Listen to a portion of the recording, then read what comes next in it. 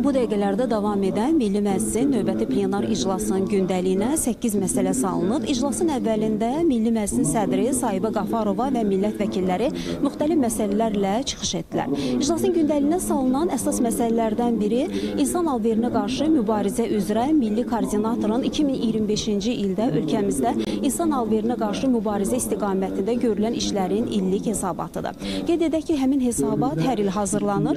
Əvvəlcə Milli Məclisin komitə iclaslarında müzakirə olunur. Bundan sonra isə Milli Məclisin plenar iclasına tövsiyə olunur və Milli Məclisin plenar iclasında qiymətləndirilir. Qeyd edək ki, ümumiyyətlə insan alverinə qarşı mübarizə dövlətimizin prioritet sahələrindədir. Bu istiqamətdə ardıcıl fəaliyyət həyata keçirilir və 2026-2030-cu illəri əhatə edən milli fəaliyyət planı 5-ci milli fəaliyyət planıdır ki, artıq ölkəmizdə qəbul olunur və icrasına başlanılır. Və görülən bu işlərin nəticəsində illik hesabatda da əksini tapır ki, görülən bu işlərin nəticəsində son 20 ildə ölkəmizdə bu istiqamətdə cinayətkarlığın sayında tendensiyasında azalma müşahidə hiss olunur və azalma müşahidə qeydə alınır. Və bir neçə faktı da tamaşaçıların diqqətinə çatdırmaq istəyirəm. Ümumiyyətlə bu Milli Koordinatorun hesabatında da əksini tapır ki, insan alverinə qarşı cinayətlərin aşkarlanması, təqsirkarların məsuliyyətə cəlb olunması sahəsində ötən il 198 fakt aşkarlanıb.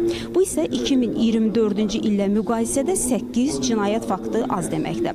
İnsan alveri qurbanlarını isə daha çox qadınlar təşkil edirlər. Belə ki, ötən ildə 1487 qurbanı, 1400-ü qadın olub. Ümumiyyətlə, ölkəmizdə insan alveri qurbanlarının reabilitasiyası, onlara dəstəyin göstərilməsi, yardımın göstərilməsi istiqamətində müxtəlif tədbirlər həyata keçirilir, ardıcıl iş aparılır qurbanlarla bağlı.